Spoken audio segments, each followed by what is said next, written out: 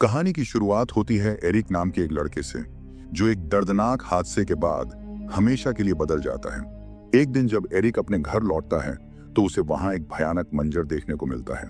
उसका प्यारा घोड़ा, जो उसके लिए सब कुछ था, खेत की लोहे की तारों में बुरी तरह से फंसा हुआ था और तड़प रहा था। एरिक की माँ उस वक्त शराब के नशे में बेसुध पड़ी थी और आसपास मदद के लिए कोई नहीं था। एरिक खुद उसे बचाने की कोशिश करता है, लेकिन कंटीले तारों को हटाते वक्त उसके दोनों हाथों में गहरे जख्म हो जाते हैं। वो अपने घोड़े को बचा नहीं पाता और ये दर्दनाक मंजर उसकी जिंदगी पर ऐसा असर छोड़ जाता है कि वो 15 साल बाद भी उस दिन को भूल नहीं पाया। हर रात उसे वो घोड़ा सपनों में दिखता है, तड़पता हुआ, और खुद को वो बेबस महसूस करता है। अब कहानी हमें ले जाती है 15 साल आगे, जहां हमें एक नई किरदार से मिलवाया जाता है। उसका नाम है शैली। एक दिन शैली को उसकी दोस्त जेड का एक अजीब वीडियो मैसेज आता है। जब वो वीडियो प्ले करती है तो उसके होश उड़ जाते हैं। उसमें कुछ ऐसे सबूत होते हैं जो विंसेंट रोग नाम के एक ताकतवर और खतरनाक आदमी की पोल खोल सकते थे। जेड चाहती थी कि वो दुनिया को उसकी सच्चाई बताए और उससे बदला ले, लेकिन फिलहाल उनके पास कोई रास्ता नहीं था। उन्हें शहर छोड़कर भागना ही समझदारी थी। जेड ने शैली को सख्त हिदायत दी थी कि वो किसी से न मिले, न बात करे, लेकिन खतरा पहले ही आ चुका था। जैसे ही जेड अपने अपार्टमेंट में पहुंचती है, कुछ लोग उसे पकड़ लेते हैं। एक महिला जिसका नाम मैरियन है, उसका फोन छीन लेती है और देखती है कि उसने आखिरी कॉल किससे की थी। इसके बाद जेड को बेहोश करके किडनैप कर लिया जाता है और सारे सबूत भी मिटा दिए जाते हैं। अब बारी थी शैली की। उसे समझ आ जाता है कि अगला नंबर उसका है। वो डर जाती है और मदद के लिए डॉम नाम के लड़के को फोन करती है, लेकिन डॉम उसका कॉल रिसीव नहीं करता। इसके बाद शैली फौरन अपना घर छोड़ देती है और अंधेरे में भागने लगती है। भागते हुए उसे लगता है कि कोई उसका पीछा कर रहा है। जब वो बचने की कोशिश करती है तो गलती से कुछ पुलिस वालों से टकरा जाती है और उसका बैग जमीन पर गिर जाता है। पुलिस उसकी मदद करने ही वाली होती है, लेकिन उनकी नजर नीचे गिरे ड्रग्स पर पड़ जाती है। अब बात और भी बिगड़ जाती है, क्योंकि उसके पास पाए गए ड्रग्स के कारण उसे गैर कानूनी नशीले पदार्थ रखने के जुर्म में गिरफ्तार कर लिया जाता है। हालांकि ड्रग्स की मात्रा बहुत कम थी, इसलिए उसे जेल के बजाय एक सुधार गृह यानी रिहैब सेंटर में भेज दिया जाता है। लेकिन शैली को नहीं पता था कि असली तूफान अभी बाकी है। अब कहानी में हम देखते हैं एरिक को, जो अब बड़ा हो चुका है। उसका बचपन भी तकलीफों से भरा था, क्योंकि उसकी माँ शराब की लत में डूबी रहती थी। धीरे धीरे एरिक भी नशे की गिरफ्त में आ गया। उसने कई बार अपनी जिंदगी खत्म करने की कोशिश की, लेकिन हर बार बच गया। रिहैब सेंटर में भी उसका समय आसान नहीं था। वहां के लोग उसे तंग करते थे, लेकिन एरिक चुप रहता था, क्योंकि उसके लिए ये सब तकलीफें नई नहीं थी। एक रात वो फिर से आत्महत्या करने की कोशिश करता है, लेकिन तभी उसकी नजर शैली पर पड़ती है। पहली ही नजर में शैली उसे पसंद आने लगती है और फिर एरिक अपना सुसाइड का प्लान छोड़ देता है। दूसरी तरफ हमें विंसेंट दिखता है, जो एक ओपेरा हाउस का मालिक है। इसी पहचान के पीछे वो अपने असली कामों को छुपाता है। असल में वो एक खतरनाक आदमी है, जो क्राइम की दुनिया को चुपचाप कंट्रोल करता है। मैरियन आकर बताती है कि उन्होंने जेड को ढूंढ लिया है। ये सुनते ही विंसेंट सब कुछ छोड़कर उसके पास जाता है। वो जेड से पूछता है कि उसकी दोस्त शैली कहाँ है। जेड बहुत डरी हुई थी, लेकिन उसे भी नहीं पता होता कि शैली अब कहाँ है। फिर विंसेंट कहता है, मैंने पिछले 100 सालों में तुम्हारे जैसी कई लड़कियों को मारा है। उसका कहना था कि वो बुरे लोगों को मारना चाहता है, लेकिन नर्क में उन सभी की जगह पहले से तय है। इसके बाद वो कबूल करता है कि उसने शैतान से सौदा किया है और नर्क जाने से बचने के लिए वो मासूम लोगों की आत्माओं को वहां भेजता है। जेड उससे रहम की भीख मांगती है, लेकिन विंसेंट उसके कान में कुछ अजीब शब्द बोलता है। अचानक जेड अपने शरीर पर से कंट्रोल खो देती है और एक धारदार औजार से खुद की गला काटकर जान ले लेती है। फिर विंसेंट उसके सिर पर हाथ रखकर कुछ दोहराता है और उसकी आत्मा को नर्क में भेज देता है। उधर शैली इन सब से पूरी तरह अनजान होती है। उसे लगता है कि रिहैब सेंटर में वो अब सुरक्षित है। शैली अब एरिक को नोटिस करने लगती है। रिहैब में लड़के और लड़कियों का बात करना मना होता है, लेकिन फिर भी दोनों एक दूसरे से नजरों और इशारों से बातें करने लगते हैं। धीरे धीरे उन्हें लगता है कि वो अच्छे दोस्त बन सकते हैं। रूल्स बहुत सख्त होते हैं, इसलिए जब भी उन्हें मौका मिलता, वो ग्रुप एक्टिविटीज के बहाने एक दूसरे से मिलने की कोशिश करते हैं। एक दिन शैली किसी तरह सिक्योरिटी से बचते हुए चुपचाप एरिक के कमरे तक पहुंच जाती है। वहां उसकी नजर दीवार पर लगी कुछ खूबसूरत पेंटिंग्स पर पड़ती है, जिन्हें एरिक ने खुद बनाया था। वो इन ड्राइंग से काफी प्रभावित होती है और एरिक से एक ड्राइंग अपने पास रखने की बात करती है। उसी वक्त उसकी नजर एरिक के हाथों पर पड़े गहरे निशानों पर जाती है, जो उसकी बीती जिंदगी के दर्द को बयां करते थे। तभी रिहैब सेंटर में अनाउंसमेंट होती है कि पेशेंट 105 से मिलने कोई आया है। एरिक समझ जाता है कि यह नंबर शैली का है, लेकिन शैली घबरा जाती है और कहती है कि उसे यहाँ कोई नहीं जानता। एरिक बाहर जाकर देखता है और गलती से उन्हें वकील समझ लेता है, लेकिन शैली पहचान जाती है कि उसकी माँ मैरियन उन्हीं के साथ आई है और अब उसे जबरन वापस ले जाना चाहती है।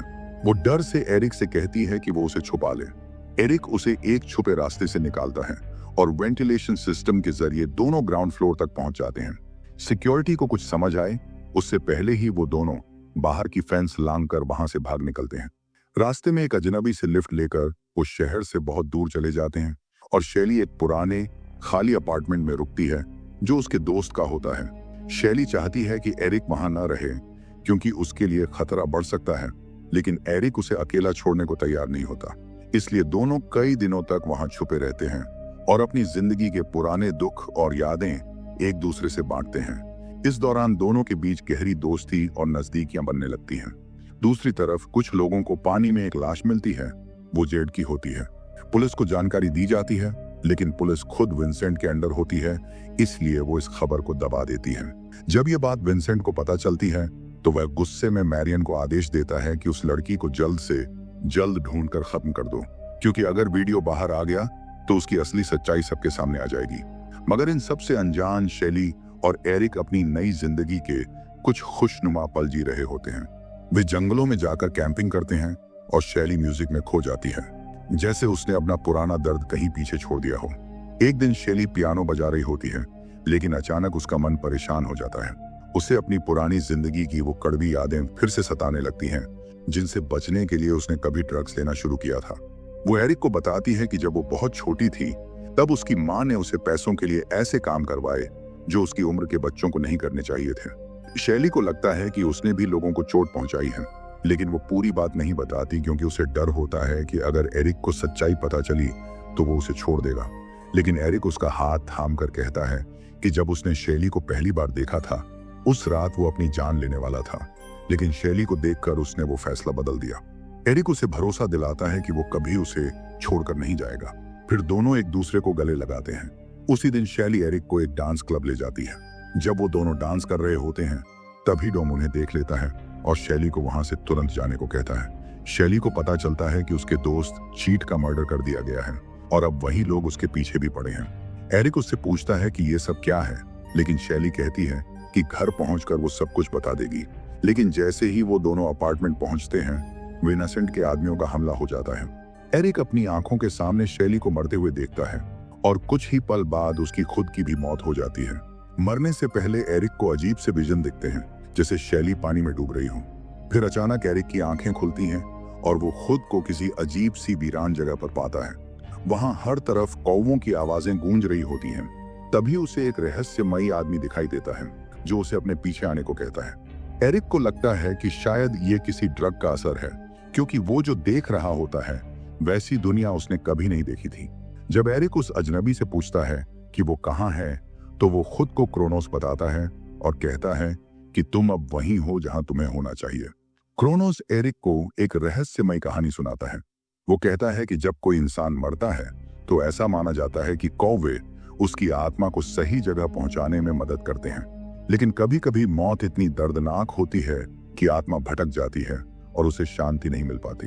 एरिक को यह सब एक बुरा सपना लगता है और वो वहां से बाहर निकलने की कोशिश करता है, लेकिन उसे रास्ता ही नहीं मिलता।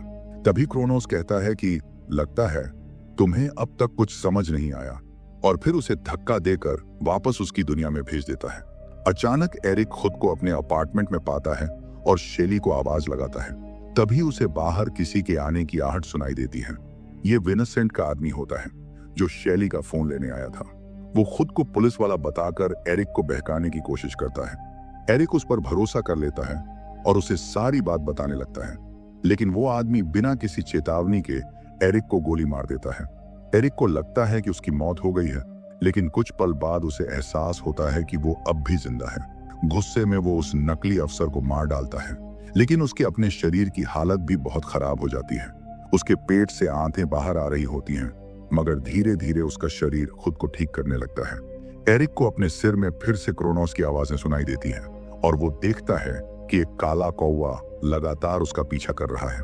तभी उसे ब्रिज के ऊपर शैली दिखाई देती है और वो उसे बचाने के लिए पानी में कूद जाता है। लेकिन जैसे ही वो पानी को छूता है, वो फिर से उसी रहस्यमयी दुनिया में पहुंच जाता है। अब एरिक को यकीन हो जाता है कि वो और शैली दोनों मर चुके हैं। वो क्रोनोस से पूछता है कि शैली उसके साथ क्यों नहीं है।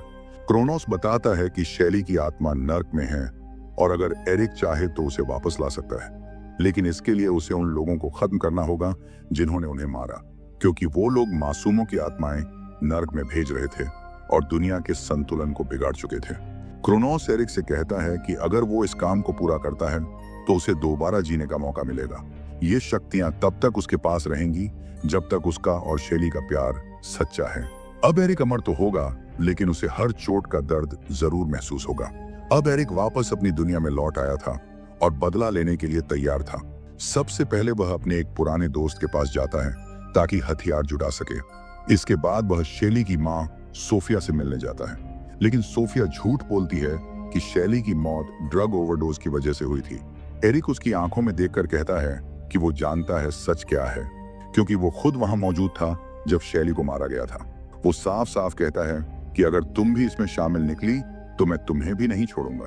फिर एरिक शैली के पुराने कमरे में जाता है, जहां उसे कुछ पुरानी तस्वीरें और एक थिएटर का एंट्री पास मिलता है।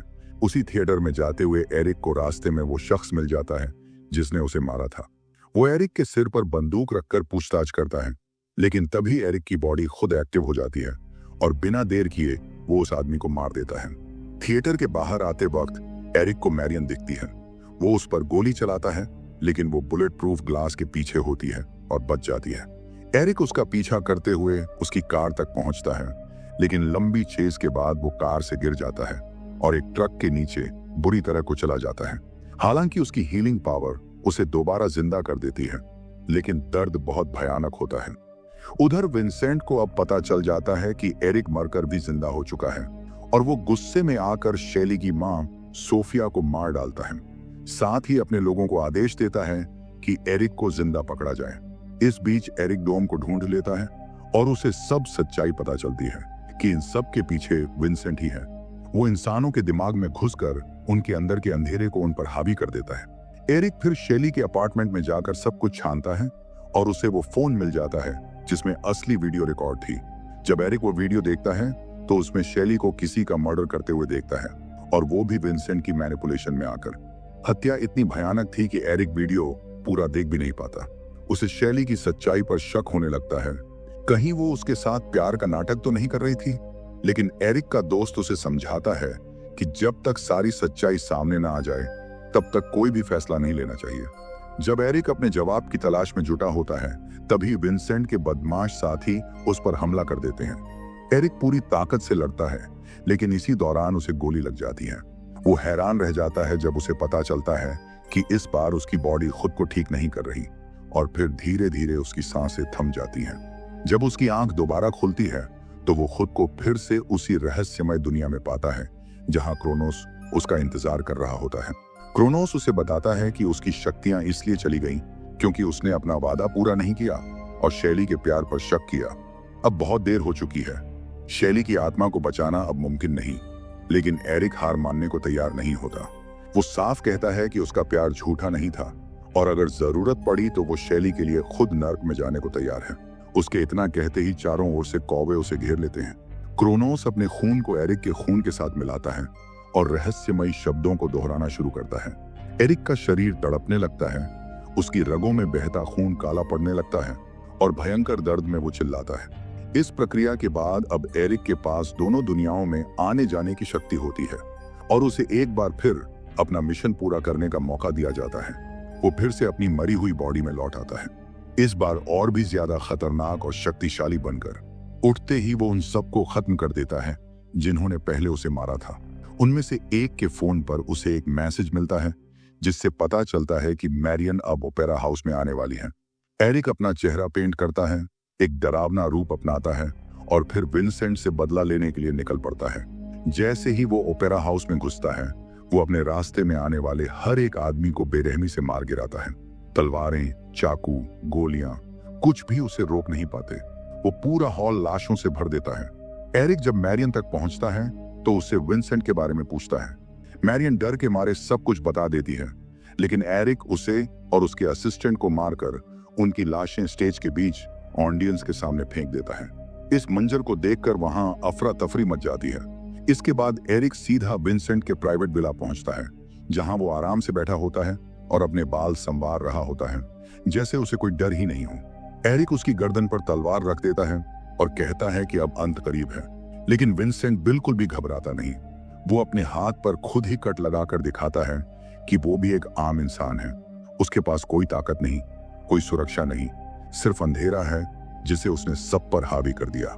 जैसे ही एरिक विंसेंट का सामना करता है, वो उस पर एक तेज औजार से हमला करता है, लेकिन जब उसे एरिक का खून काले रंग का दिखता है तो वो चौंक जाता है। उसे समझ आ जाता है कि एरिक के पास अब कुछ अलग और खतरनाक शक्तियां हैं। तभी वो एरिक के बहुत पास जाकर उसके कान में कुछ रहस्यमयी शब्द फुसफुसाता है और उसकी शक्तियों को चुराने की कोशिश करता है।